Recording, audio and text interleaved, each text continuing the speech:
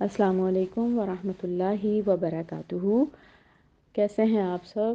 امید کرتی ہوں انشاءاللہ تعالی آپ سب ایمان اور صحت کی بہترین حالت میں ہوں گے۔ آج الحمدللہ اللہ تعالیٰ کی توفیق کے ساتھ ہم سورۃ الہمزہ کی لاسٹ آیا نمبر 9 پڑھیں گے انشاءاللہ تعالی۔ سٹارٹ کرتے ہیں۔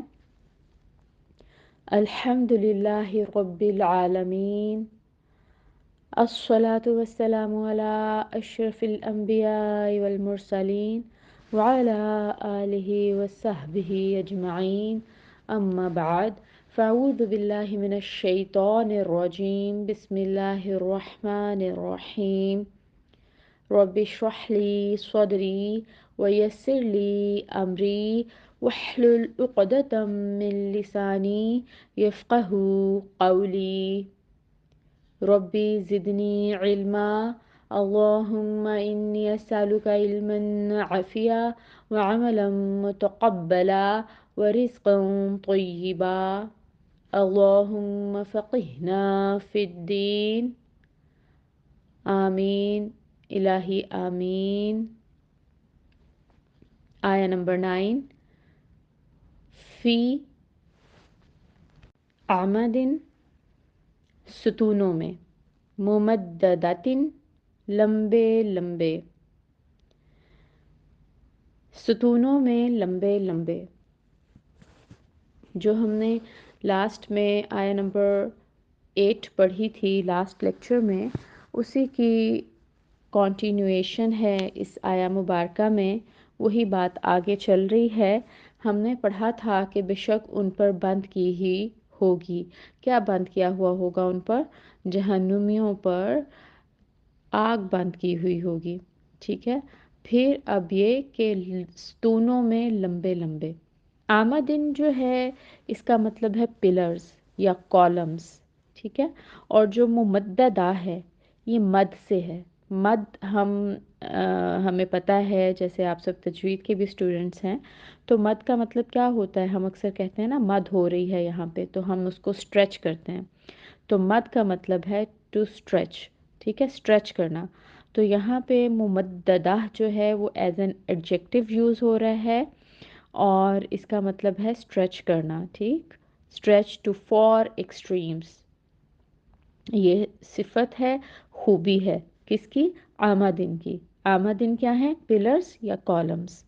تو اب یہاں پہ اللہ تعالیٰ یہ کہہ رہے ہیں کہ مؤصدہ میں ان کو بند کیا جائے گا، جو یہ سزا بھگتیں گے جہنمی، اور وہاں پہ کیا ہوگا؟ وہاں پہ پلرز ہوں گے، اسٹریچ کیے ہوئے، اسٹریچ کیے ہوئے مطلب لمبے لمبے۔ اب یہاں پر ہم انشاءاللہ تعالیٰ آمد ممددتن کی 5 ایکسپلینیشنز کو ڈسکس کریں گے، جو مختلف تفاسیر میں مختلف اسکالرز نے بیان کی ہیں۔ ہم سب کو 1 بائی 1 دیکھتے ہیں۔ نمبر 1 پہ، یہ وہ عمد ہے، وہ ستون ہیں، وہ پلرز ہیں جو میٹل کے ہیں، ٹھیک ہے۔ یعنی کہ اسکالرز نے کہا کہ یہ ایسے پلرز ہیں، ایسے کالمز ہیں جو میٹل کے ہوں گے، اور انٹینس ہیٹ ہوگی ان کے اندر، اور یہ بہت لمبے لمبے ہوں گے، اور جب میٹل کو آگ لگ جائے یا اس میں آگ لگائی جائے تو وہ کیسے ریڈ ہاٹ ہو جاتا ہے، تو یہ بھی بہت زیادہ گرم ہوں گے، اور یہ ان جہنمیوں کی جو تکلیف ہے اس میں اضافہ کر دیں گے۔ جیسے وہ اپنی زبان سے دنیا کی زندگی میں لوگوں کو تکلیف دیتے تھے، ویسے ہی یہ پلرز جو ہیں ان کی تکلیف میں اضافے کا باعث بنیں گے۔ تو فرسٹ ایکسپلینیشن ہے کہ آئرن پلرز ہیں، ٹھیک ہے۔ آمدن ممددہ کا مطلب لمبے لمبے آئرن پلرز۔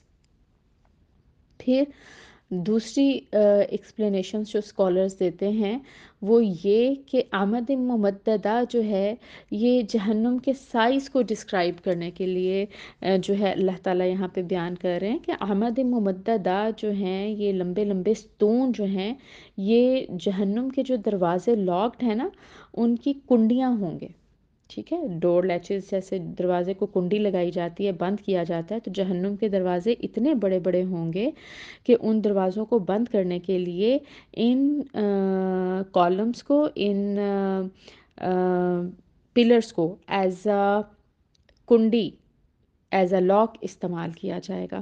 تو یہاں سے ہمیں پتہ چلتا ہے کہ اگر یہ اتنے بڑے بڑے پلرز ان دروازوں کے لاکس ہیں، کنڈیاں ہیں، تو وہ خود دروازے کتنے بڑے ہوں گے اور جہنم کا سائز کیا ہوگا۔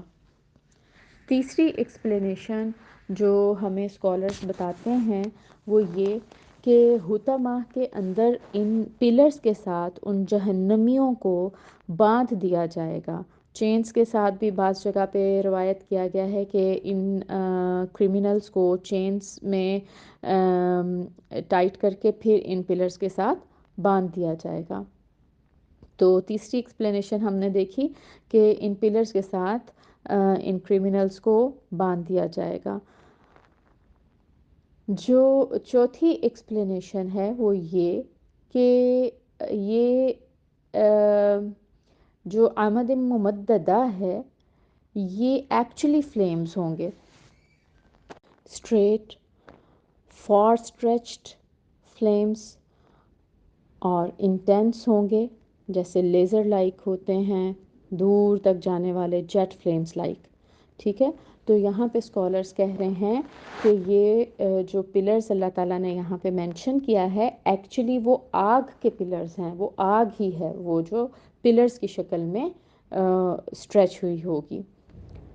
پانچویں ایکسپلینیشن جو اسکالرز دے رہے ہیں وہ یہ کہ ہر کرمنل کو، جو انڈیویجول کرمنل ہے اس کو اس آمد ممددہ میں ایک کالم میں، ایک پلر میں ڈال دیا جائے گا جو ہالو ہوگا نا، تو اس کے اندر اس کرمنل کو ڈال دیا جائے گا اور یہ اس کی سزا ہوگی۔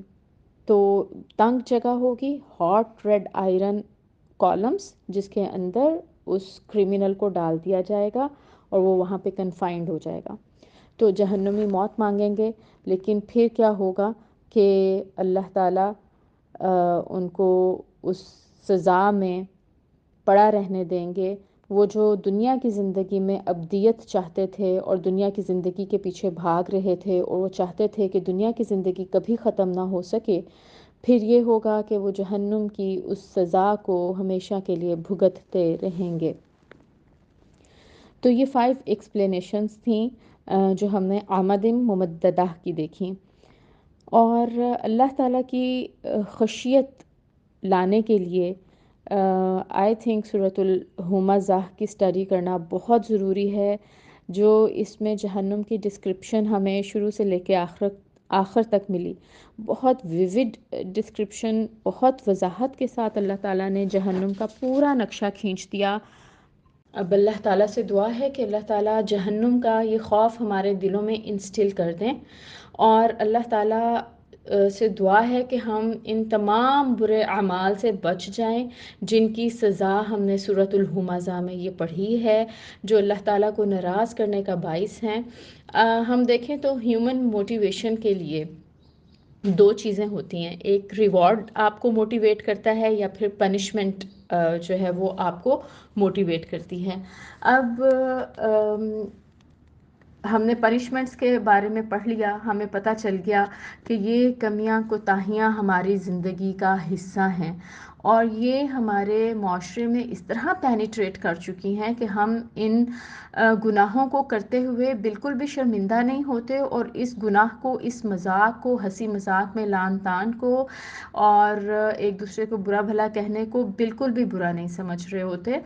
تو اللہ تعالیٰ سے ہم دعا کریں گے کہ اللہ تعالیٰ ہمیں حق اور سچ کی تمیز عطا کریں، ہمیں اچھا بولنے اور اچھا سمجھنے کی توفیق عطا فرمائیں۔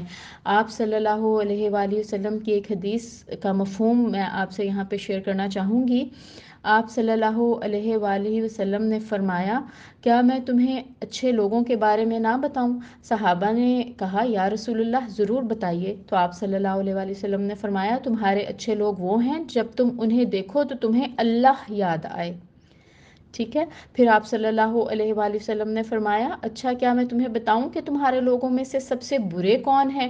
صحابہ نے کہا جی یا رسول اللہ. تو آپ صلی اللہ علیہ وآلہ وسلم نے فرمایا ایک دوسرے کی چغلی کرنے والے، ہر وقت دوسروں کو ڈسکس کرنے والے، دوستوں کے درمیان محبت کرنے والوں کے درمیان فساد ڈالنے والے، شریف لوگوں کے عیب تلاش کرنے والے اور نیک لوگوں کی برائیاں تلاش کرنے والے. تو یہاں پہ آپ دیکھیں کہ آپ صلی اللہ علیہ وآلہ وسلم نے ہمیں کتنی وضاحت کے ساتھ، جو میں نے بھی آپ کے سامنے حدیث کا مفہوم رکھا ہے، کتنی وضاحت کے ساتھ ہمیں بتا دیا کہ اچھے لوگ کون ہیں اور برے لوگ کون ہیں. تو آپ نے یہ بھی دعا کرنی ہے اور کوشش کرنی ہے کہ اللہ تعالی ہم سب کو نرم مزاج بنائے. کون لوگ ہوتے ہیں جن کو دیکھ کے اللہ یاد آتا ہے؟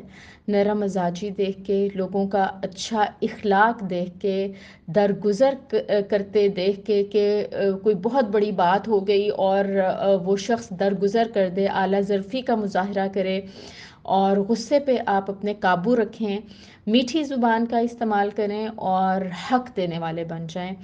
اللہ تعالیٰ سے دعا ہے کہ اللہ تعالیٰ ہمارا پڑھنا پڑھانا قبول فرمائیں، اور اس میں کوئی کمی کوتاہی ہو گئی ہے تو اللہ تعالیٰ اس کو معاف فرما دیں. اللہم انا نعوذ بک من فتنة النار وعذاب النار وعلم النار وفتنة القبر وعذاب القبر وشر فتنة الغنى وفتنة اللسان وفتنة العقل وفتنة المال وفتنة الدنيا. اللهم إنا نعوذ بك من شرور أنفسنا ومن سيئة أعمالنا يا ذي الجلال والإكرام. سبحانك اللهم وبحمدك أشهد أن لا إله إلا أنت أستغفرك وأتوب إليك. السلام علیکم ورحمۃ اللہ وبرکاتہ.